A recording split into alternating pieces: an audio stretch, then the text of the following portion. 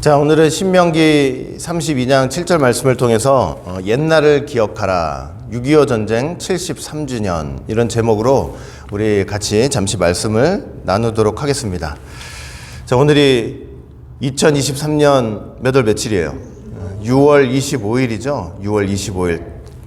정확하게 지금 6.25가 난 지 정확히 73주년이 되는 때예요. 73주년 1950년 6월 25일서부터 2023년 6월 25일. 여러분, 우리나라 이 근현대사의 역사 중에서 역사에 이정표가 있다면은 이제 크게 두 가지 사건이라고 말씀을 드릴 수 있을 것 같아요. 첫 번째는 일제강점기였죠. 한일합방이 있던 1910년부터 해방이 되던 1945년까지 만 35년 동안을 일제 치하에 있었죠. 그리고 그게 이제 중요한 사건 중에 하나고, 또 하나는 뭐냐면 6.25 전쟁이죠. 1950년 6월 25일 날 있었던 이제 6.25 전쟁. 대한민국 사람이라면 바로 이 두 가지 역사의 사실의 실상을 정확히 알고 영원히 기억해야 될 그런 중요한 사건이라고 생각을 합니다. 자, 그런데 특별히 이 요즘 들어와 가지고는 이 참 일제에 관해서 얘기를 할 때는 많은데 이 6.25에 대해서는 이렇게 많이 얘기들을 못 하고 있는 것 같아요. 특별히 이 6.25 전쟁의 참상을 이렇게 정확히 기억하는 사람들이 별로 없는 것 같습니다. 그때 그 비극을 제대로 알지도 못하고 그냥 뭐 전쟁이 있었대, 옛날 이야기 하듯이 그렇게 간단하게 생각하고 넘어가는 경우가 참 많은 것 같아요. 더군다나 뭐 저나 여러분들이나 이제 느끼는 바지만 이 대한민국 현대사가 지나치게 왜곡이 돼가지고 좌편향돼 있고 좌경화돼 있는 것도 분명한 사실이에요. 그래서 전쟁을 경험한 세대라면 뭐 전쟁, 뭐 6.25, 북한하면 막 치를 떨거든요. 그리고 그 전쟁을 직접 경험한 세대한테 들은 사람들도 역시 치를 떠는데, 요즘 와가지고 어떤 사람들은 이 전쟁의 책임을 되려 이제 미국에 돌리는 사람들이 많아요. 미국에 돌리고 그러면서 반미 사상을 매게 고취시키고, 그리고 북한이 전쟁을 일으켰던 의도와 목적이 있었잖아요. 근데 그 의도와 목적을 미화시키려고 하는 사람들도 분명히 있는 것 같아요. 요즘 와가지고는. 여러분, 북한이 남침을 한 데는 분명한 목적이 있었잖아요. 뭐가 다른 게 있습니까? 남한을 무력으로 침공 점령해가지고 이 남한 땅에다가 공산당 정권을 세우는 게 분명한 목적이었잖아요. 그런데 이거를 미화시켜가지고 무슨 민족의 해방전쟁이니 뭐니 이러면서 북한이 주장하는 거를 그냥 앵무새처럼 따라 말하는 사람들, 그런 사람들이 참 많고, 그 다음에 북한에 대해서는 상당히 호의적이면서 북한에 대해서, 중국에 대해서, 이 러시아에 대해서 다 공산국가 족제체제, 우리나라 6.25 때 우리나라를 침각하는데 직간접적으로 이 영향을 줬던 이런 나라들에 대해서는 상당히 호의적이면서 나라를 세우는데 큰 공을 세운 이승만 대통령은 아주 깔아뭉개고, 그리고 피를 이 땅에 와가지고 피를 흘려서, 알지도 못하는 땅에 와가지고 피를 흘리면서 그 얼마나 젊은 사람들이 많이 죽었어요. 그 미국을 오히려 적대시하고 이제 이런 경향들이 분명히 있는 것 같습니다. 이거 참 무서운 일이 아닐 수 없는 것 같아요. 진짜 심각한 문제고. 그러니까 역사를 이렇게 왜곡시켜가지고, 그러니까 이기적이고 단편적인 주장들을 가지고 국론을 분열시킨다면 모래 위에 지은 집이 그냥 바람만 불면 이렇게 쓰러지듯이, 아무리 우리가 뭐 대한민국이 물질 문명이 과학이 발전되고 뭐 소프트웨어, 뭐 음악 이런 뭐 여러 가지 면에서 세계 인류를 달린다고 해도 언제라도 이게 쉽게 무너질 수 있는 그런 상황이라는 거 우리가 분명히 좀 생각해야 될 것 같아요. 여러분, 지금 대한민국에 있어서 가장 시급한 것이 있다면, 그리고 우리나라 사람들로서 되게 시급한 것이 있다면 정확한 역사의 인식, 그리고 역사의 전수일 것입니다. 이 과거에 대해서 정확하게 역사 인식을 하고 있어야만 현재를 정확히 진단하고 정확히 볼 수 있고요. 오늘의 나를 정확히 볼 수 있고, 그리고 정확히 미래를 진단할 수 있는 것이거든요. 역사가 만약에 왜곡돼 가지고 심하게 좌편향되고 작용화된다면 당연히 오늘을 보는 시각도 상당히 왜곡되게 돼 있고 좌편향으로 가게 될 수밖에 없는 거예요. 그리고 그 미래는, 그 나라와 그 민족의 미래는 뻔한 것입니다. 뻔해요. 또 다 잊어버리고 그 공산당한테 그렇게 당했던 그 역사를 되풀이할 수밖에 또 없는 거예요. 그러니까 여러분, 역사 기록에 있어서 가장 중요한 것이 뭐냐면, 가장 중요한 것은 과거의 역사적 사실을 어떻게 기록하는 거예요. 그냥 있는 그대로 기록해 주는 거예요. 있는 그대로 기록하는 것이 가장 중요한 것이라고 생각을 해요. 내 주장을 정당하기 위해서 역사적 사실을 왜곡하고 날조한다? 완전히 잘못된 역사관이죠. 그리고 내 견해와 내 입장을 너무나 강조한 나머지 역사의 여러 면이 있는데 특정 부분, 나머지 다 무시해버리고 특정 부분을 의도적으로 과장을 하거나, 그리고 요건 빼도 되겠다 해가지고 빼버린다면 그것 또한 바른 역사인식이 될 수가 없다는 것이죠. 그러니까 역사 기록은요, 절대로 자기 양심을 속여서는 안 되고 양심에 화인 맞아가지고 거짓말해도 안 되는 것입니다. 역사를 기록하고 인식할 때는. 그러니까 대한민국 후손들이 그냥 객관적으로 판단을 자꾸 자기가 하지 말고 역사 기록을 객관적으로 남겨서 그 후손들이 그 객관적으로 읽고 판단할 수 있도록 도와주는 게 이게 역사 기록의 대원칙이라고 생각을 해요. 과거의 역사를 올바르게 기억하는 민족은 절대로 이 잘못된 역사를 되풀이지 않아요. 그렇게 공산주의가 얼마나 무섭고 그 공산주의가 얼마나 잔인하고 얼마나 우리나라를 그렇게 폭거로 짓밟았는지, 여러분 이 역사를 제대로 기억하지 못하면 또 그런 역사는 반복될 수밖에 없는 거예요. 그 반복되다 보면 새로운 역사의 주역이 될 수도 없는 것이죠. 여러분, 이런 사실을 정확히 깨달은 민족이 있다면 바로 유대민족이죠. 유대민족. 얼마나 유대 사람들이 많이 죽었어요, 히틀러한테. 이 야드 바셈 홀로코스트 박물관이 이제 이스라엘에 있는데, 야드 바셈이라는 것은 이름을 기억하라라는 뜻이에요. 그러니까 얼마나 희생당한 사람들이 많아요. 그러니까 잊지 말고 기억하라는 뜻이죠. 그 전시실 2층 동판에는 이제 어떤 글귀가 기록이 되어 있냐면, 망각은 포로 상태로 이어지나 기억은 구원의 비밀이다. 저 말이 너무나 이제 와닿는 것 같아요. 잊어버리면 여전히 그렇게 되는 거예요. 기념관 출입구에는 뭐라고 기록되어 있냐면은 용서하라. 용서는 하지만 어떻게 하래요? 절대 그 사실만큼은 잊지 말라고 기록을 하고 있습니다. 저게 역사의 대원칙인 것 같아요. 절대 과거를 잊어서는 안 된다는 거. 뼈아픈 역사를 기억하지 않으면 참 인간은 아둔해요. 제가 생각해도 아둔해요. 아무리 호되게 혼을 나도 이게 큰 대역사, 세계 역사의 흐름 속에서 생각할 필요도 없어요. 내 삶의 작은 역사에서 봐도 아무리 내가 호되게 혼을 났다고 해도 시간 가보세요. 잊어요, 안 잊어요? 또 잊어버려요. 그때 그 혼나면서 느꼈던 감정, 깨달음 이런 거를 시간을 가면 또 잊어버려가지고 또 어떻게 해요? 똑같은 짓을 또 하거든요. 그러니까 망각은 자꾸 되풀이하게 만드는 거예요. 잘못을 자꾸 되풀이하게 만드는 거예요. 망각이라는 것은. 그러니까 유대인들도 그 망각하지 않으려고, 그 뼈아픈 역사를 기억하지 않으면 우리가 다시 그런 비참함을 당할 수 있다, 이런 생각을 하기 때문에 저런 문구들을 통해서, 저런 박물관들을 통해서 아주 깊은 민족적인 참회, 깨달음, 또 잊지 않으려는 몸부림, 그리고 미래에 대한 각오를 우리가 이제 엿볼 수가 있는 것이죠. 자, 오늘 본문 볼 때 모세가 이제 광야 2세대죠. 2세대한테 이제 모압 평지에서 가나안 땅 들어가기 전에 당부의 말씀을 하는 거예요. 여러분들 뭐 수도 없이 읽었잖아요. 막 외우기도 하고. 신명기 32장 7절 말씀 보니까 다시 한번 다 같이 읽어볼까요? 자, 시작. 옛날을 기억하라. 역대 연대를 생각하라. 내 아비 것이요 내 어른들에게 물으라. 그가 내게 이르리로다.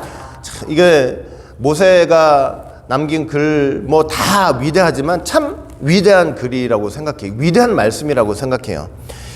짧게는 출애굽할 때부터 40년 광야 역사를 말하는 거죠. 절대로 하나님의 은혜로 그렇게 출애굽했던 사실, 광야 40년 동안 하나님이 은혜로 너희들 죽지 않고 이렇게 건너오게 한 그 사실, 그 절대 그걸 잊지 말라는 거예요.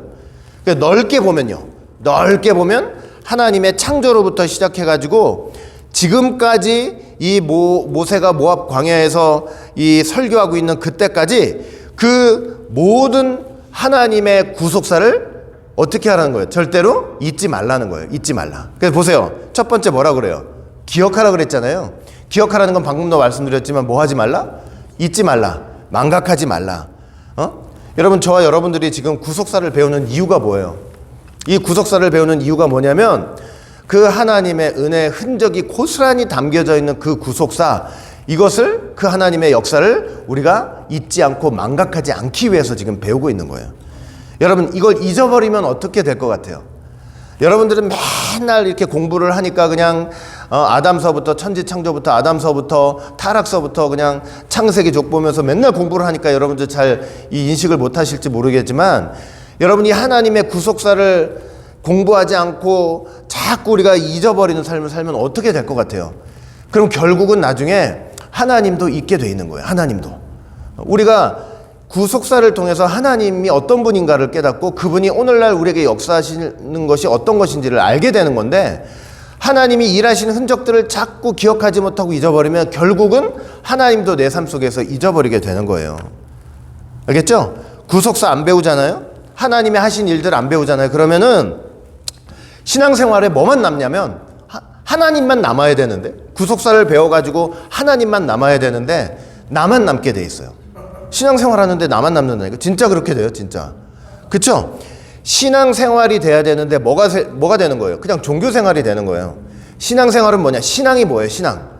신앙은 우러른다는 거거든요. 그러니까 항상 하늘을 보면서 하나님을 우러러 보면서 그분을 믿고 의지하는 게 신앙인데, 이게 하나님이 구속사를 배우지 않으면 하나님을 잊어버리니까 나만 남아가지고 그냥 종교생활만이 되는 거예요. 하나님 중심이 아니라 내 중심이 돼요. 무슨 말이냐? 교회 생활하면서도 내가 뭐 했다 이렇게 되는 거예요.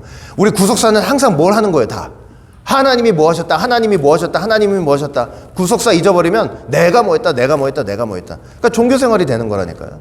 잊어버리는 순간, 망각하는 순간, 우리가 정말 하나님을 멀리하게 되고 하나님 잊어버리게 된다는 사실 여러분들 꼭 기억하시길 바라겠습니다.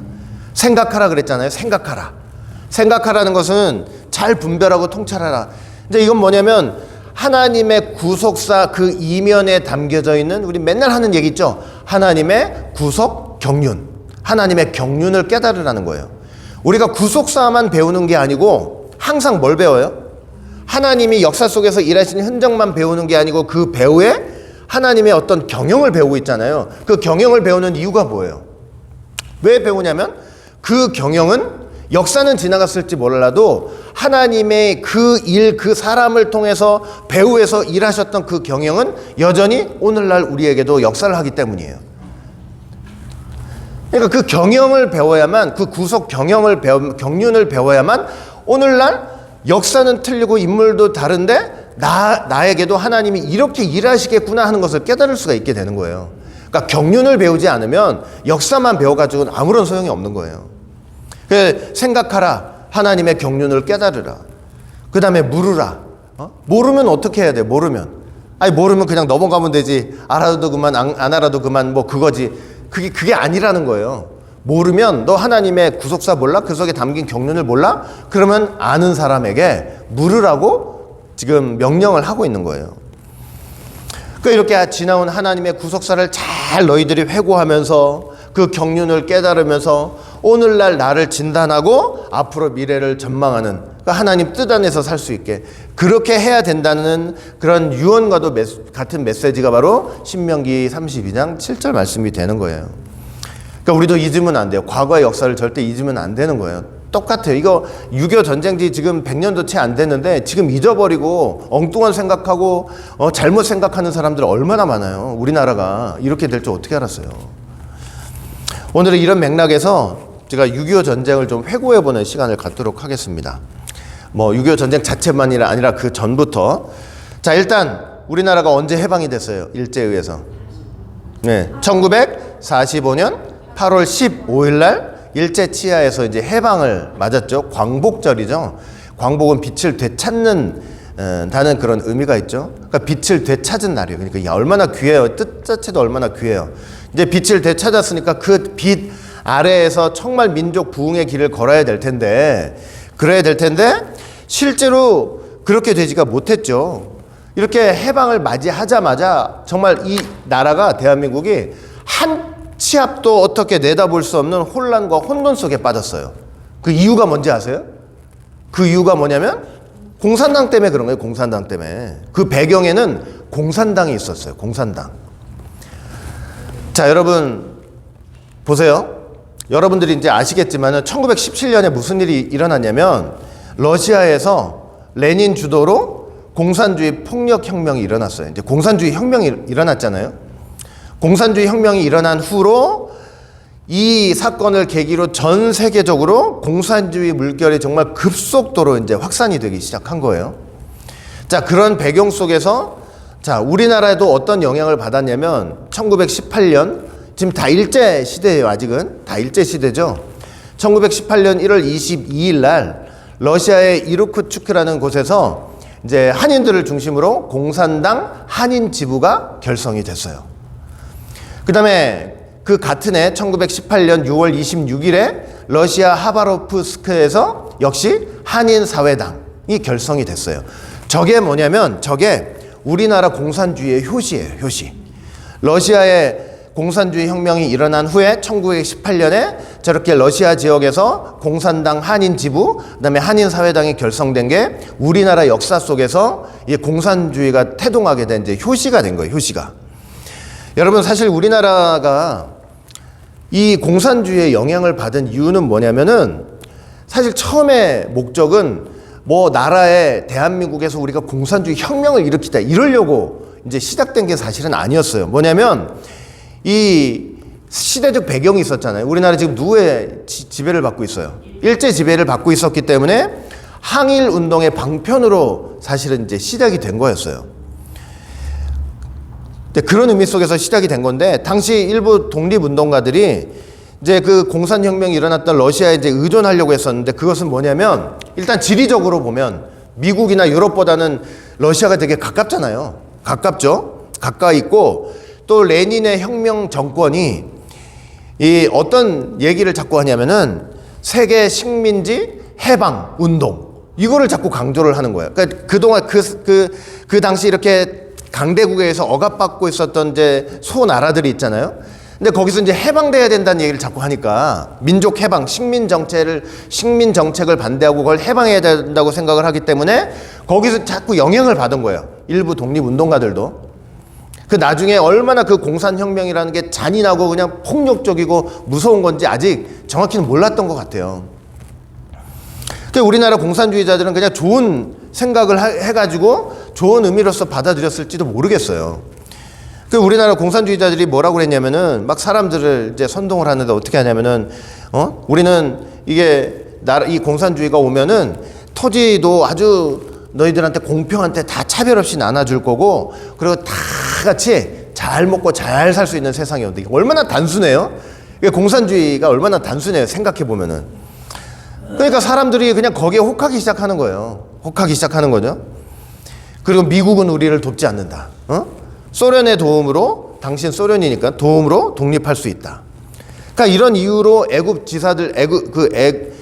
지사들뿐만 아니라 일반 백성에게도 이제 공산주의가 나도 모르게 이렇게 어렵고 힘든 시대니까 자꾸 이제 파고들기 시작하는 거예요.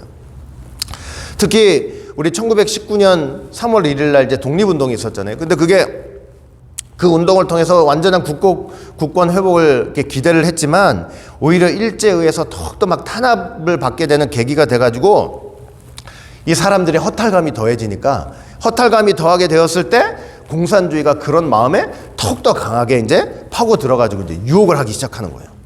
막 유혹을 하기 시작해요. 자, 요런 배경 속에서 지금 저 공산당 한인 지부나 한인 사회당은 러시아에서 결성이 된 거죠. 드디어 이제 한반도 내, 한국 땅 내 이제 공산주의가 실질적으로 활동을 하기 시작을 해요. 자, 1925년 일제 한창 치하죠. 1925년 4월 17일 날 마침내 뭐가 창당이 되냐면 조선 공산당이 창당이 돼요. 조선 공산당이 창당이 되고, 그다음에 바로 그 다음 날 1925년 4월 18일 날 이제 여러분들 많이 들어보셨을 이름이 나오죠. 박헌영. 그 박헌영 중심으로 고려공산 청년회가 이제 조직이 돼요. 그래가지고 이때부터 이제 공산당 활동이 이제 조직적으로 이제 활동이 이제 되기 시작하는 거예요. 그런데 이렇게 창당을 했는데 일제가 이거 용납하나? 이제 일제가 용납을 하지 않는 거죠. 공산당 활동 자체 용납하지 않죠.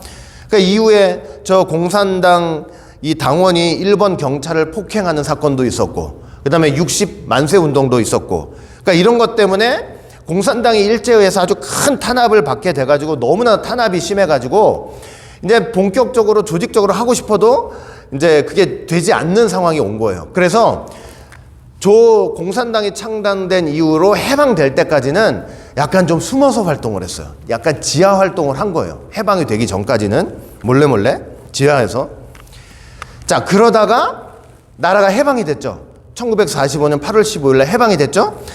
해방이 되자마자 이제 슬금슬금 다시 한번 이제 기어 나오기 시작하는 거예요. 기어 나와가지고는 1945년 8월 25일, 그러니까 8월 15일 날 해방이 됐는데 8월 20일 날 재빨리 뭐 했냐면 조선공산당, 아까 27년 언제예요? 25년에 이제 창당됐던, 그러다가 흐지부지 이제 지하 활동하다가 됐던 그 조선공산당 재건 준비회가 바로 결성이 되고, 그 다음에 1945년 9월 6일에는 아주 급조로 조선인민공화국을 선포를 하고, 그 다음에 1945년 9월 11일 날 마침내 저 재건준비위원회는 이제 발전적인 측면에서 없어지고 조선공산당이 다시 재건을 하게 되는 거예요. 그러니까 해방이 되자마자 있잖아요. 야, 이 사람들 그냥 무서운 사람들인 거예요. 이 공산주의 사람들이 머리 좋죠. 그 다음에 때를 빨리 알아가지고 어떻게든 자리 잡으려고 해방이 되자마자 바로 저렇게 준비위원회 결성하고 조선공산당을 재건을 하면서, 그러면서 이제 본격적으로 공산주의 활동을 하는 거예요. 그러니까 지금은 또 우리가 공산주의가 얼마나 무섭다는 거 이게 정확히 알기 때문에 이게 경계를 할 수 있는데 그 나라가 얼마나 혼란스러워요. 그리고 실질적으로 독립운동하던 사람들 중에 공산주의자들이 또 있었기 때문에 지금처럼 막 공산주의 하면 치를 떨고 이런 시대가 아니었잖아요. 그냥 얼마나 혼란을 갖고 왔겠냐고요. 그리고 하는 말 가만히 들어보면 맞아요, 틀려요? 맞거든요. 너무나 못 먹고 못 살고 막 이러니까 그 편에 서가지고 막 혁명을 일으키고 다 나눠주겠다, 뭐 다 잘 살 수 있다, 이게 얼마나 마음에 쏙 들어오겠냐고요. 그러니까 이제 혼란이 막 일어나는 거예요. 그 해방되고 나서 정말 나라의 정부가, 단일 정부가 딱 세워져가지고, 통일 정부가 세워져가지고 정말 민주주의 이런 의식이 있었다면, 그 국가가 세워져가지고 나라가 발전해왔다면 얼마나 발전이 됐겠어요. 근데 이 공산주의자들 때문에 막 혼란을 겪게 되는 거예요. 남한에서 이렇게 자체적으로 이제 조선 공산당이 재건되고 이러는 동안 북한에서도 뭐 가만히 있겠어요? 자, 북한에서도 어떤 일이 이제 진행이 됐냐면, 북한 땅에는 이제 소련이 들어왔잖아요. 소련이 들어와가지고 그 소련 군정 하에 누구를 중심으로? 김일성을 중심으로 또 공산당이 창당이 됐어요. 그러니까 한 나라에 공산당이 지금 몇 개가 있어요? 2개가 되죠. 북쪽에 하나, 남쪽에 하나. 그러니까 원래 소련이 이제 군정을 하면서 자기들이 세운 뭐 김일성 통해서 공산당 하면 되는데, 남쪽에서 자체적으로 저렇게 활동했던 공산당을 쉽게 무시하기가 어려웠거든요. 쉽게 무시하기가 어려워가지고 그 공산당이 한 나라에 2개가 이제 세워지는 거를 소련 군정도 이제 그거를 용인을 한 거예요. 그래서 이제 그 후로 어떻게 된 거예요? 우리나라에 어떻게 됐어요? 북쪽에는 김일성을 중심으로 한 북노당, 그 다음에 남쪽에는 박헌영을 중심으로 한 남노당, 이렇게 2개의 공산당이 이제 활동을 하기 시작한 거예요. 난리가 났죠, 난리가. 처음에는 좀 동등한 것 같았지만 결국은 어떻게 됐냐면, 소련 군정이 주도한 이 김일성 중심으로 이제 창당된 이 북노당이 이제 주도권을 이렇게 이제 잡기 시작한 거예요. 자, 어쨌든 저렇게 해방이 되자마자 뭐 북쪽에서는 그렇지, 남쪽에서는 박헌영을 중심으로 이렇게 남노당이 세워졌지, 공산당이 세워져가지고 얼마나 이 보이지 않는 배후에서 그냥 나라를 혼란스럽게 했는지 몰라요. 올라 목사님 뭐 늘 하시는 말씀이 있거든요. 막 어떤 일을 했다가 쭉 말씀하셨는데, 여러분들 올라 목사님이 저작한 그 근현대사가 있잖아요. 근현대사 4권짜리 근현대사 책이 있는데, 제가 그걸 요번에 이걸 공부하면서 자세히 또 읽어봤는데, 그걸 보면은 그 시기에 어떤 일들이 있었는지 정확히 아마 알 수 있을 거예요. 제가 이제 간단하게 좀 정리를 해드리면은, 이게 다 뭐냐면 배후에 공산당이 있었어요. 1946년 4월 초에 어떤 사건이 있었냐면 위조 지폐 사건. 위조 지폐 사건. 일본이 쓰던 게 있거든요. 일본이 이제 돈 찍어내는 기계 있잖아요. 그거 일본이 쓰던 건데 뭐 거기 잉크도 있고 종이도 좀 남기고 도망가면서 이제 좀 남기고 간 거예요. 근데 이 북한이 이 공산당 주도로 자금도 부족하고 막 이러니까 그거를 가져다가 이렇게 위조 지폐를 만들어 가지고 온 나라 경제를 엉망진창으로 그냥 혼란스럽게 만든 거예요. 공산당이 혼란스럽게 만들었던 게 바로 위조 지폐 사건. 그 다음에 1946년 9월에는 뭐가 있었냐면 총파업이 있었어요. 총파업. 너무나 당시 상황이 어려웠잖아요. 뭐 전쟁 해방되고 나서 그렇게 이렇게 잘 살았겠냐고요. 그러니까 어려웠던 그런 식량 사정으로 국민들이 막 고통을 당하고 있는데, 식량 배급을 빨리 증대하라 이러면서 막 사회 분위기가 폭발되기 일보 직전까지 갔는데, 이제 공산당 선동으로 저렇게 어려울 때 공산당은 꼭 나타나요. 어렵고 힘들고 환란을 만날 때 꼭 나타나요. 그래가지고 뭐 하냐면 선동을 하는 거예요. 선동. 공산당의 가장 주된 무기가 뭐예요? 선동이에요. 선동. 요 말 갖고 다 하는 거예요. 말 갖고. 선동. 자기들이 이룰 수 있어요? 없어요? 자기들이 말하는 거 실제로 이룰 수 있어요? 없어요? 하나도 이룰 수 없어요. 아니, 지들 말에 의하면은 지들 나라 다 잘 살아야지. 빠짐없이 잘 살아야지. 그 독재자만 잘 살지. 그 일반 백성들 잘 살아요. 저 북한 주민들 저 굶어 죽는 꼴 좀 보세요. 입만 살아있는 거, 입만. 그러니까 입만 살아있는 사람들은요, 입만 살아있는 사람들은 그거는 진짜 하나님 사람들 아니에요. 공산당이지. 그 막 공산당이 선동해가지고 이제 철도 파업을 시작으로 해가지고 뭐 전신, 전화, 전기, 운수, 섬유 등 40개 노조 단체, 노동자가 약 25만 명이 참가하는 대규모 최대 파업. 우리나라 역사상 뭐 이럴 정도일까? 할 정도로 파업을 해가지고 얼마나 나라가 또 혼란스러웠는지 몰라요. 다 배후에 공산당이 있었던 거죠. 그 다음에 1946년 10월 1일에는 뭐가 있냐면 11 대구 폭동 사건이 있었어요. 미 군정이 하도 이제 굶는 사람들 많고 이러니까 쌀을 배급하기로 한 거예요. 배급하기로 해가지고 쌀을 균등하게 모아서 이제 균등하게 나눠주려고 했는데, 이게 취지는 좋은데 이게 잘 안 되잖아요. 욕심 있는 사람들도 있고. 그러니까 남노당이 이런 사회 분위기를 이용해가지고 막 순수한 항의인 것처럼 해가지고 또 민중을 선동해서 반미 시위를 하고, 그러면서 아니 뭐 쌀을 달라고 이렇게 하면 되는 거지. 이 폭도들이 무슨 짓을 하냐면은 경찰들 죽이고, 쌀 달라고 하는데 왜 경찰을 죽이고, 우익 지도자를 죽이고, 민족 진영 인사들 그 가족들을 막 무자비하게 학살을 하는 거예요. 여러분, 공산주의가 말은 그럴듯하고 막 생긴 건 멀쩡하게 생겼어도 얼마나 그 속에 잔인성이 있는지 몰라요. 잔인성, 인명경시가 있거든요. 그래서 여러분, 그 폭도들이 얼마나 그냥 무섭게 그 온 대구 시내를 돌아다니면서 막 무법천지 약탈을 하고 사람을 죽이고 이랬는지 그 기록을 보면요, 이 학살 수법이 너무 잔인해요. 막 사람 총으로 쏴서 죽이지. 여러분, 죽창 있잖아요. 죽창 오랜만에 들어보셨죠? 죽창, 도검, 검, 이걸로 사람들 마구 찔러서 죽이지. 집에 가두어가지고 불을 질러서 생화장 시켜버리지. 곡괭이, 쇠망치, 낫, 몽둥이 이 농기구 가지고 막 사람을 때려가지고 죽여버리고 산채로 그냥 생매장 시켜버리는 거예요. 예?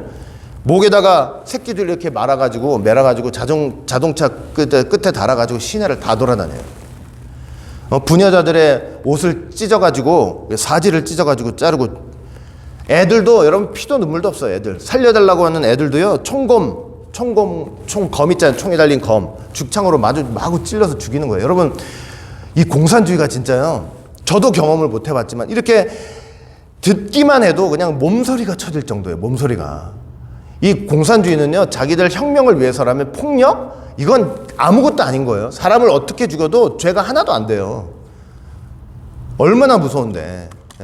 그럴듯한 이론만 가지고 공산주의가 대단하다고 생각하는 거 진짜 한번 가서 당해봐야 하는 거예요. 당해봐야. 응? 사람 죽여놓고 석유 뿌려가지고 불 태워서 누군지 못 알아보게 만드는 거예요. 그런 게 일어난 거예요. 대구 폭동 사건이. 그리고 1948년 4월 3일 제주 4.3 사건. 이건 막 역사적 참 의견들이 많잖아요. 그러나 배경이 분명히 있어요. 원로 목사님이 말씀하신 저는 그게 확실하다고 생각해요. 대한민국 건국을 위해서 이제 하도 북이 이제 소련 군정 들어가서 또 공산당이 난리를 치니까 안 되겠다. 이제 남한만이라도 정부를 세워야 되겠다. 이제 딱 결정을 하고 이제 남한만의 단독 선거를 하기로 결정을 했어요. 그게 언제냐면 1948년 5월 10일. 여러분들 기억하실 거예요. 1948년 5월 10일 50 선거예요. 이제 그걸 하기로 했는데 이걸 하면 돼요, 안 돼요? 이 공산당 입장에서. 그러니까 북로당, 남로당 이것들이 이제 박헌영을 중심으로 아주 필사적으로 이걸 이제 막아야 되는 거예요. 막아야 된다. 왜? 남한만의 정부가 세워지면은 한반도 전체를 공산화하려는 그 계획이 실패하기 때문이죠. 그래서 50 반대, 그 선거 반대. 이제 이게 아주 이때부터 치열하게 이제 투쟁으로 나타나는 거예요. 그래서 1948년 2월 7일 날, 5월 10일 날 선거인데 2월 7일 날 이 남로당에서 당원 30만 명을 동원해가지고 전국에서 폭동을 일으키는 거예요. 전국에서 막 전쟁을 방불할 정도로. 그리고 또 다른 지역만큼은 아니었겠지만 그 제주도에서도 막 경찰서를 습격하고 살상하고 방어하고 그러다가 4월 3일 날 약 제주도에서 제주 4.3 사건이죠. 약 350명의 무격 유격 대원들이 제주도 내 24개 지서 중에 12개 지서를 공격하면서 얼마나 여러분 경찰들을 얼마나 잔인하게 죽였는지 몰라요.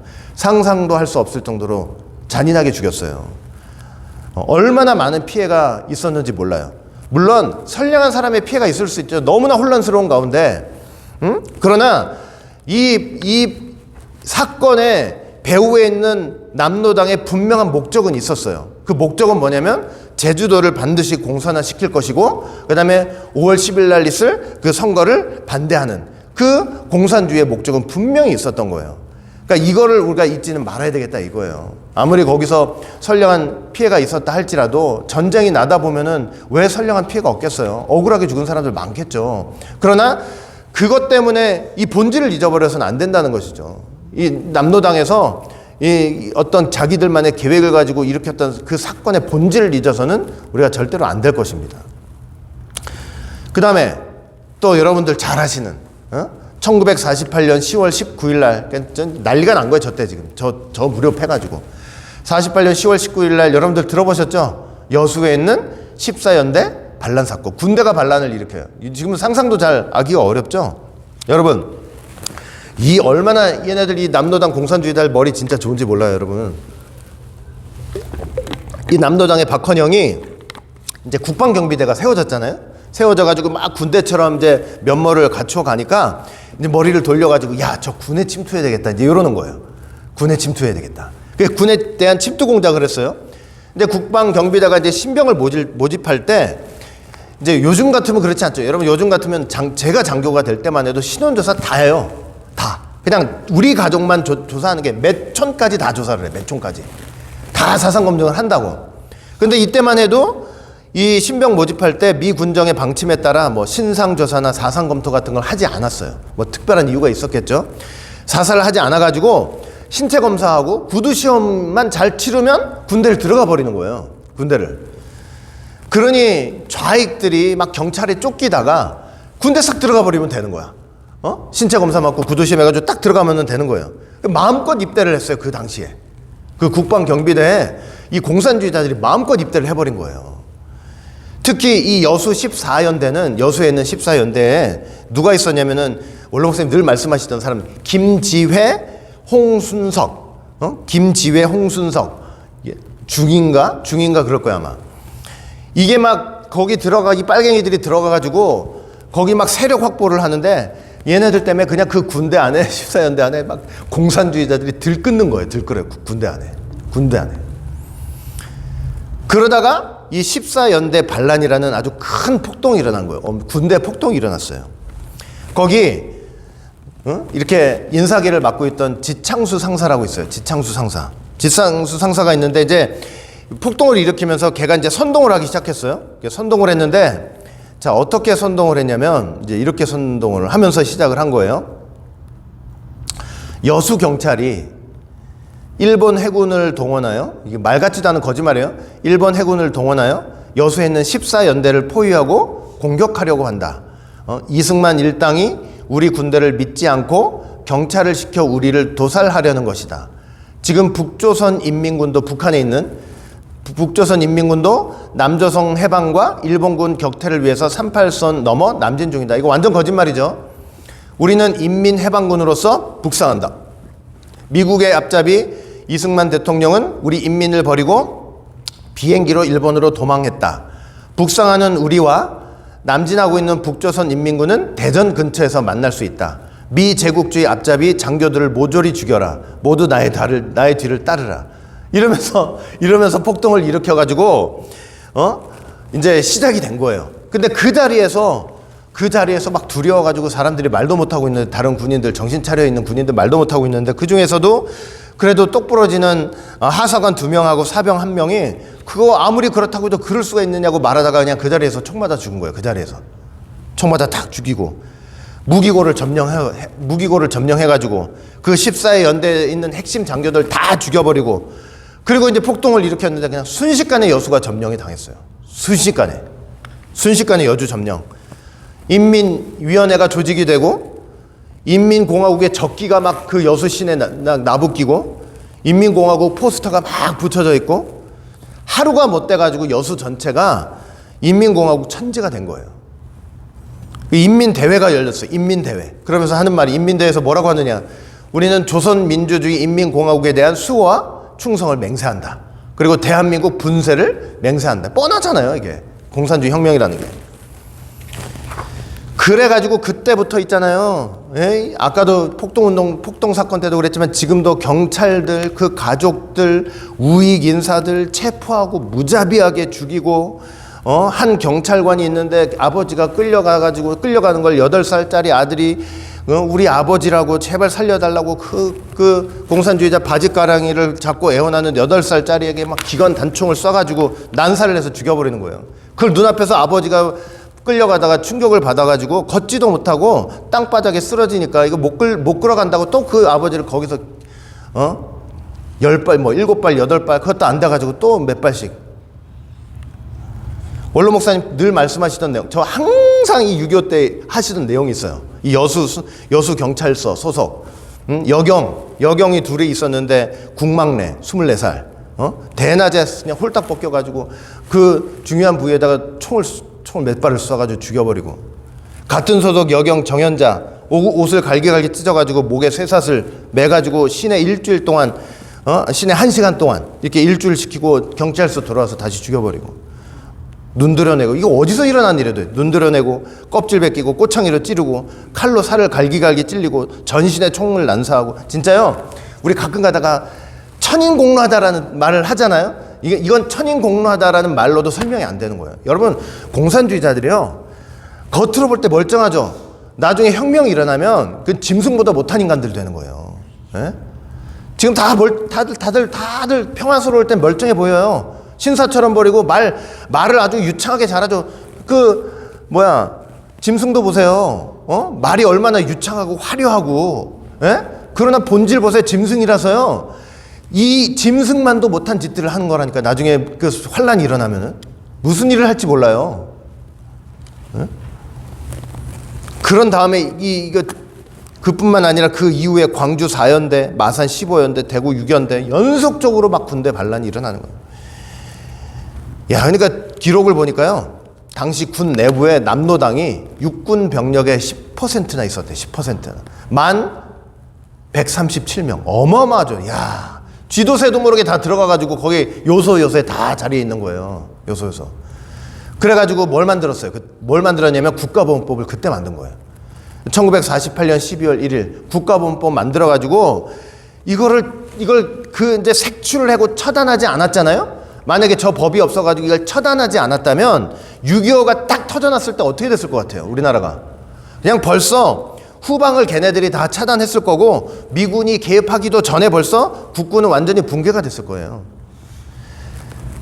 그러니까 진짜 우리나라는요, 해방되고 나서 하나님의 은혜와 하나님의 도움이 없었으면 이건 지금 우리 이렇게 할 수 없어요. 이건 진짜 불가능해요. 불가능. 야, 그러니까 아무리 국가보안법이 병폐가 있었다 할지라도 혹시 무고한 사람 잡아가지고 빨갱이 그런다 뭐 어쩐다 이러면서 혹시라도 병폐가 있었다 할지라도 이게 고쳐서 쓰면 되는 거지. 이거 국가보안법 폐지하자 이거는 진짜 이거는 저는 잘못된 생각이라고 생각을 해요. 예? 그 사람이 어떤 사상을 갖고 있는지 잘 생각해야 된다고 생각해요. 저는. 원로 목사님이 딱 그러시더라고요. 뭐라 그러신다 아세요? 야, 아직도 기억이 나요. 이북 빨갱이보다 지방 빨갱이가 더 무서워 그러시는 거예요. 이해돼요 안 돼요? 저 북한의 공산당보다 남한에 있는 이 빨갱이들이 더 무섭다는 거예요. 더 무섭대요. 그냥 빨간색 완장 딱 차고 평소에는 이렇게 막 진짜 얌전해 보이고 막 순둥이처럼 보이는데 빨간색 완장 차는 순간 얼마나 잔인해지는지 무차별로 사람 죽인다는 거예요. 그러면서 이제 교회 얘기도 살짝 하시더라고요. 당신 누가 목사 죽였는지 알아? 목사 누가 죽였는지 알아? 성도가 죽였어. 성도가 빨갱이였어 그러시니까. 성도가 빨갱이라서 성도가 목사를 죽였대요. 목사 이제 막 남로당에서 이런 혁명 같은 게 일어나고 막 반란이 일어나니까 그냥 그런 시기에 목사님 당신 그때 공산당 반대하고 욕한 설교했잖아. 목사님 73주년 6.25 그 설교하면서 당신 이런 설교 다 했잖아 이러면서 목사를 쥐어패고 그냥 손톱을 다 뽑고 가족들을 우물에 다 집어 던져버리는 거예요. 누가 그랬어요? 누가? 북한에서 내려와서 한 게 아니고 지방 빨갱이들이 그랬다니까요. 성도가 그 앉아서 말씀 듣던 성도가 빨갱이.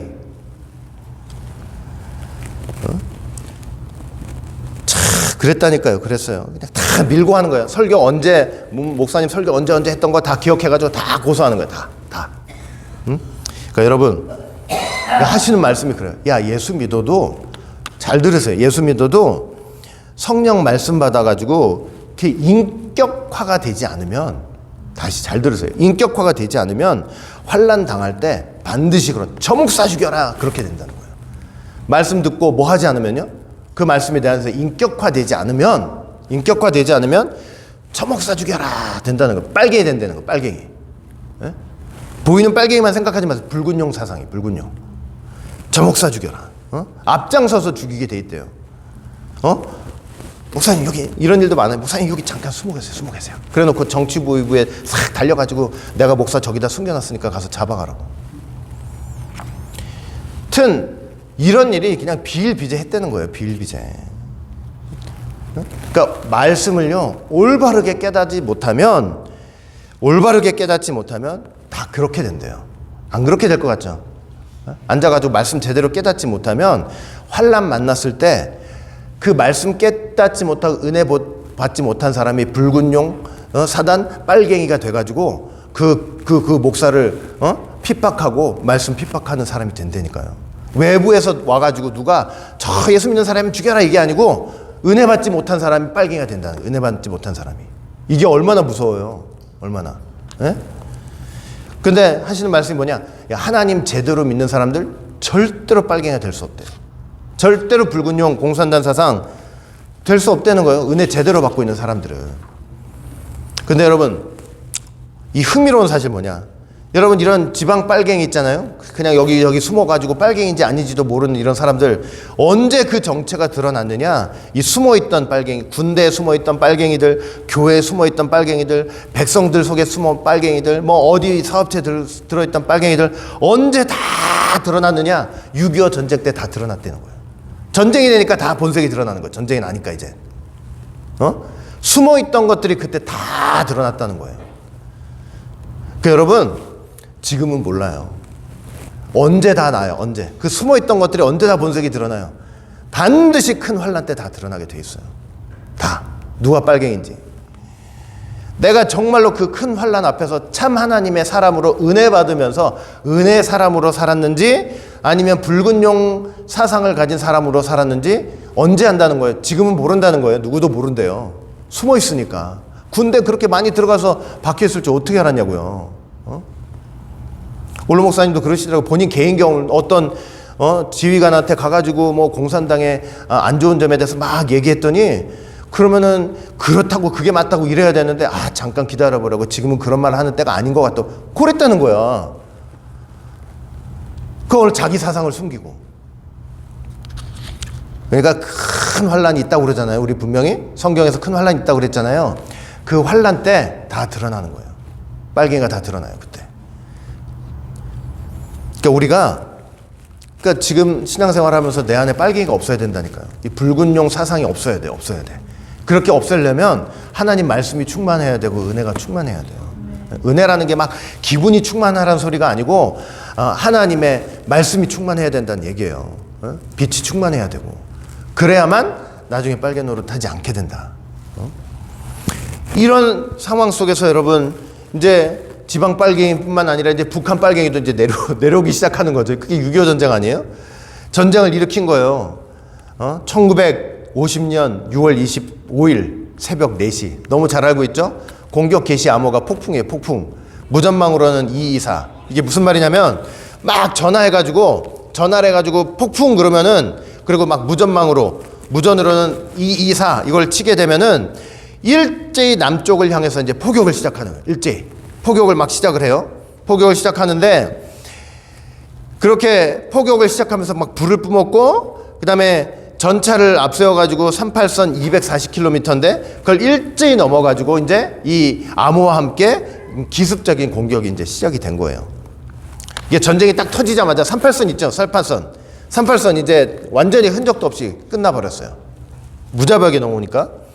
그래가지고 3일 만에 대한민국 수도 서울이 점령을 당했죠. 얼마나 준비가 안 돼 있으면 전쟁 준비가 얼마나 안 돼 있으면 썩어 문드렀어요. 사실은 북한도 문제지만 내부에 있는 이 군인들 고위 지휘관들이 다 썩어 문드러진 거예요. 참모총장 다 썩어 문드러졌어요. 이런 일이 있을 거라고 몇 번이나 경고를 받았는데 다 묵살해 버렸잖아요. 다 묵살해 버렸어요. 그러니까 여러분 우리가 정말 하나님으로부터 경고받을 때 이거 묵살해버리고 그냥 내 마음에서 그냥 가볍게 넘기고 넘어가시면 안 된다니까요. 심각하게 들으시고 하나님 앞에 나아가도록 노력을 하셔야 된다고요. 우리 다. 그렇게 시작된 전쟁이 3년 1개월 2일 동안 계속돼가지고 그냥 수많은 인명 피해를 냈고 국토의 80%가 파괴되고 그게 얼마나 참 가슴 아픈 전쟁이 됐습니까? 이렇게 북한의 남침으로 시작된 전쟁인데도 허무맹랑한 주장들이 너무나 많죠. 어떤 주장들이 있냐면 북침설이 있어요. 북침설. 남한이 먼저 북한을 침략했다. 남침 유인설도 있어요. 남한이 북한을 남침하도록 먼저 도발을 했다는 거예요. 서울 점령설도 있어요. 서울만 점령하고 평화적으로 협상하려고 했다. 말 같지도 않은 소리. 북침 공모설. 미국의 사주를 받은 이승만이 공격을 개시함으로써 시작됐다. 미국과 공모했다는 거죠. 선북침 후 반격설. 남한이 먼저 북침을 했기 때문에 북한이 이에 대해서 반응을 한 거다. 이러면서 오만 설이 다 있어요. 근데요, 여러분 이거 말 같지도 않은 얘기 같잖아요. 이걸 믿는 젊은들이 있다니까요. 그래서 문제인 거예요. 그거서. 그 얼마나 여러분 그런 사람들 강연 한번 들어보세요. 한 1시간, 2시간 들어보시면 여러분들도 속으로 야, 그럴듯하구나. 그럴 거에 딱 앉아가지고 그렇지. 그래, 그럴 수 있겠네. 저런 국제 관계 속에서 충분히 그럴 수 있겠네. 그 여러분 사단은요. 말을 너무 잘해. 말을 너무 잘하고 사람을 유혹하고 사람을 설득하는 설득력 그 기술이 너무나 뛰어나요. 너무나 뛰어나. 거기 앉아서 듣고 있으면요. 나도 모르게 호로록 넘어가는 거야. 호로록. 네? 그러니까 정신 차리고 말씀이 충만하지 않고 공산당이 잘못됐다는 이 기본적인 성경의 사상이 꽉 박혀 있지 않으면 그냥 사람의 그 화술에 다 사단의 화술에 다 넘어가는 거예요. 화술에. 그러나 이런 북침설, 남한이 먼저 침공했다는 북침설을 증명할 만한 단 하나의 문건도 없어요. 그냥 증거가 하나도 없는 거예요. 그러니까 이런 말도 안 되고 허무맹랑한 주장들에 절대 속으면 안 되는 거예요. 실제로 남한이 먼저 북침했다. 이건 말 같지도 않은 게 여러 가지 상황을 통해서 알 수 있어요. 그 6.25 당일날 6월 25일 날 4시에 전쟁이 일어났잖아요. 근데 서울 상황 여러분들 책들 보시면 알아요. 그 근현대사 책 그리고 중앙일보가 제가 그 기사도 본 것 같아요. 그 6월 25일 날 그 서울 상황이 어땠나 간단하게 이제 묘사를 해놓은 데가 있는데 뭐라고 돼 있죠? 오전 10시인가에는 수도극장 지금 스카라 극장 여러분 스카라 극장 지금 있는지 모르겠네. 하도 오래돼가지고 거기서 그 영국 영화를 본다고 영국에서 만든 영화를 본다고 사람들이 길게 줄을 서 있었대요. 그리고 오후 1시에는 연세대하고 고려대 축구 결승전이 있어가지고 그거 한다고 또 거기서 막 구경한다고 그러고 있었다는 거예요. 전쟁이 4시에 났는데도 그날 사람들이 이러고 있었다는 거예요. 전쟁이 안 일어난 것처럼 사람들이 이렇게 편안하게 지내고 있었다는 거예요. 그러니까 북침이라는 건 말도 안 되는 거죠. 그리고 전쟁이 터진 그 전날과 그 당일 고급 장교들의 이제 모습만 봐도 알아요. 제가 아까 말씀드렸죠. 당시 참모총장이 누구냐면 최병덕이에요. 최병덕 참모총장. 6월 11일부터 이게 전국의 비상경계령이 딱 발령이 됐었는데 24일 자정에 그 이제 4시간 후에 이제 전쟁이 나는데 거기 딱 해제를 시켜버렸어요. 전 잔병들 중에 3분의 1 휴가를 휴가 다 나가. 참모총장을 비롯해서 각급 주요 지휘관 주요 인사들이 24일 전쟁 나기 하루 전이죠. 24일 토요일 6시부터 어디 가가지고 파티한다고, 댄스 파티한다고 밤늦게까지 술을 마셔가지고 어떤 지휘관들은 집에 들어가지 않고 여관 들어가 있으니까 어떻게 해요? 전방에서 지금 북한이 들어와가지고 전쟁이 났다고 난리가 나, 포격이 났다고 난리 나서 아무리 전화를 해도 안 받는 거야. 여관에서 자빠져 자고 있으니까 술 먹어가지고. 그러니까 전쟁 발발 직후에 우리 군 전방의 지휘 계통이 완전 먹통이었다는 거예요. 먹통, 공백 상태. 이게 참 부끄럽지 않아요, 정말? 오늘 같은 말도 안 되는 일이, 오늘 같이 이런 일이 있겠냐고요. 근데 영적으로 우리가 이런 일이 있을 수 있다는 건 참 심각한 일인 것 같아요. 예? 그냥 부어라 마시라 먹자 마시자 세상에 취해가지고 지금 세상은 이렇게 지금 영적으로는 이런 사단 마귀의 공격이 있는데 이게 얼마나 무서운 일인지 몰라요. 그뿐 아니라 여러분 김일성은 진작부터 남한을 침공하려고 벌써 야욕을 갖고 있었죠. 계획도 있었고. 자, 1948년 8월 15일 날 대한민국 정부가 수립됐죠. 5월 10일 날 선거해가지고 이제 정부 수립이 됐어요. 자, 됐는데 그 해 8월 25일 날 이제 해주 인민자 대표 회의가 있었어요. 해주 인민자 대표 회의가 있어가지고 그 회의에서 김일성이 무슨 얘기를 했냐면 남한은 정부가 아니다. 한 지역에 불과하다. 평화적으로는 해결할 수 없으며 오직 무력으로 점령해서 통일시키겠다. 이런 얘기를 한 거예요. 김일성이가. 그랬더니 그 자리에 있던 박헌영, 남로당 박헌영이 뭐라고 하느냐. 인민군이 38선 아래로 내려가고 남로당원들이 폭동을 일으키면 남한을 통일시킬 수 있다. 벌써 그 얘기를 48년에 하고 있었던 거예요. 그리고 그런 상황 속에서 1948년 9월 9일 날 이제 대한민국 정부가 수립이 됐으니까 지들도 이제 북한 정부를 이제 수립을 한 거예요. 그러니까 여러분 북한의 남침 전략 중에 핵심이 뭐냐면요. 핵심이 북한군이 남침을 하고 남쪽에서는 어떤 일을 한다는 거예요. 박헌영을 중심으로 한 남로 당원들이 주축으로 민족의 봉기를 촉발시켜서 남쪽 정부가 스스로 정복되게 만든다는 거. 요게 이제 핵심 전략이었던 거죠. 그런데 실제로 이제 기대했던 봉기가 일어나지 않았죠. 그래가지고 전쟁이 끝난 후에 김일성이 그 책임을 물어가지고 박헌영을 또 숙청을 한 거예요. 그러니까 사단은 필요할 때는 자기들끼리 협력하지만 분명히 나중에 무슨 짓을 해요? 나중에 한 사람이 한 사람 잡아먹는 거예요. 분명해. 자기들끼리도 반드시 싸워요. 사단은. 그냥 어떤 목적을 위해서 같이 힘을 딱 합쳐가지고 저거 무너뜨리자라고 해놓고 이제 무너지잖아요. 그럼 지들끼리 또 싸우고 난리 법석을 분명히 일으키는 거예요. 그게 사단의 특성이에요. 그러니까 북한은 애초부터 저렇게 야욕을 갖고 있었던 거예요. 그리고 여러분 1944년에 옐친 대통령 기억하시죠? 이 대통령이 모스크바를 방문한 김영삼 대통령에게 문서를 하나 전달했는데 그게 뭐냐면 스탈린이 남침을 승인하는 극비 문서를 전달했는데 거기에 어떤 내용이 있냐면 이런 내용들이 있었던 거예요. 1950년 1월 17일 날 벌써 김일성이 스탈린에게 남침을 하겠다는 계획을 건의를 했어요. 그래가지고 50년 4월 40일 날 스탈린이 그 대남 공격을 하는 것을 승인을 했다고요. 그런데 거기에 누구도 같이 있어요. 이 중국 이 못된 새끼들도 같이 있는 거야 여기. 예, 중공. 스탈린만 허락한 게 아니고 5월 13일 날 보니까 중국의 모택동도 그 계획을 승인하고 협조하겠다고 거기다 동의를 하고 있었던 거예요. 여러분, 이렇게 보세요. 북한 말할 것도 없죠. 중국, 소련, 러시아. 사실 우리나라 역사 속에서 그 나라들 잊어버리면 안 되는 거예요. 뭐 필요할 때는 교육도 하고 뭐도 다 해야 되겠지만 근본 그 본질을 잊어버려서는 안 돼요. 거긴 여전히 뭐예요? 공산주의예요. 공산주의.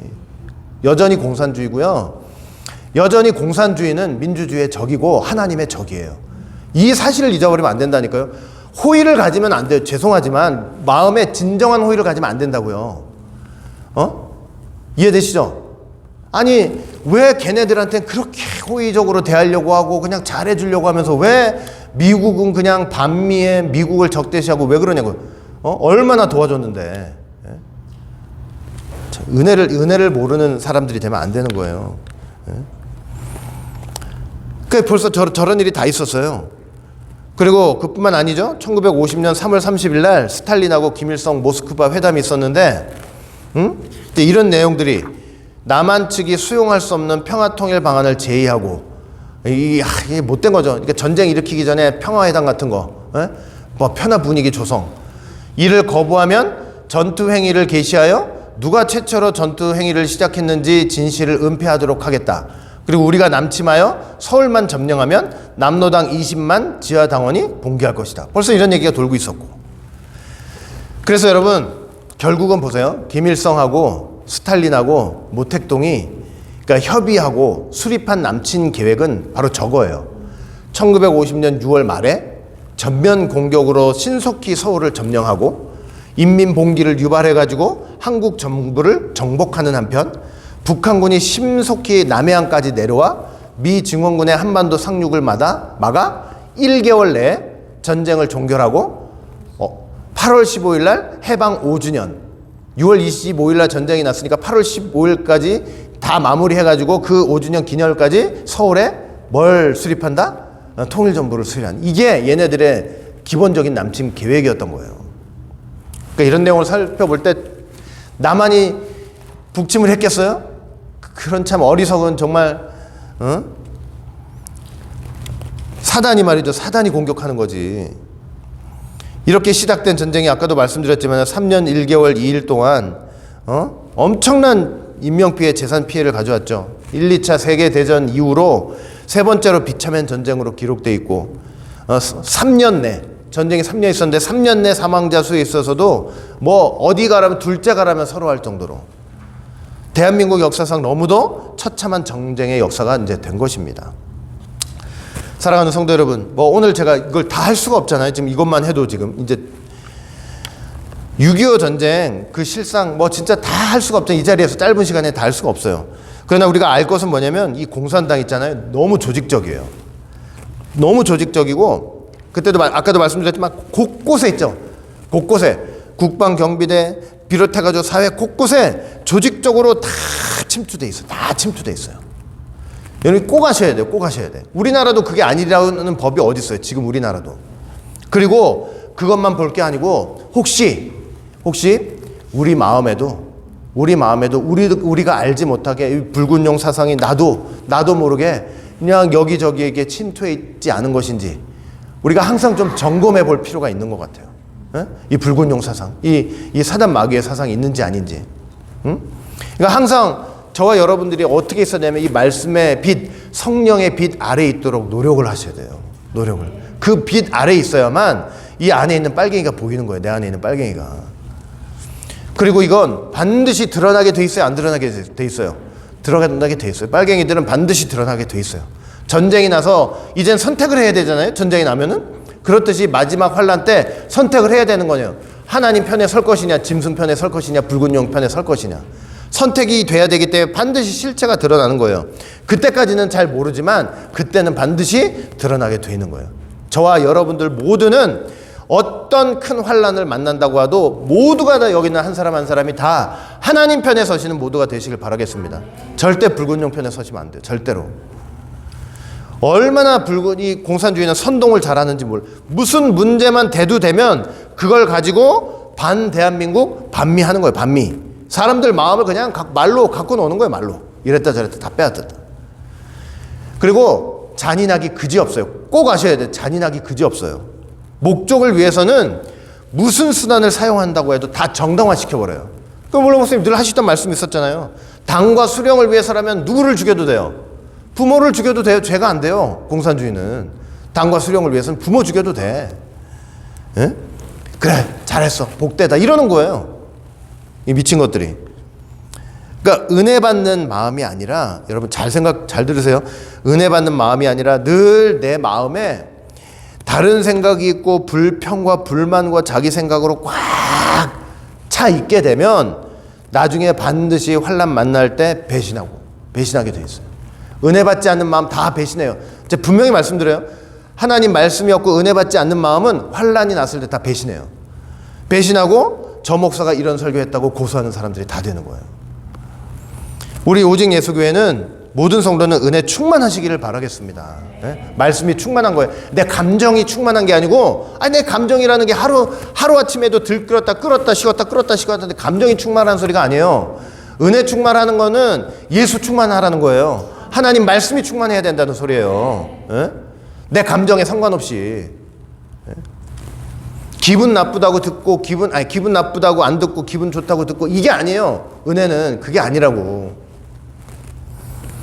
은혜 충만, 말씀 충만하셔야 돼요. 은혜 받지 못하는 마음에 붉은용 사상, 공산주의 사상이 반드시 들어갑니다. 절대 붉은용 사상, 빨갱이 되지 말고 은혜 충만한 하나님의 사람들이 되시기를 주의 이름으로 간절히 축원을 드리겠습니다. 기도합니다.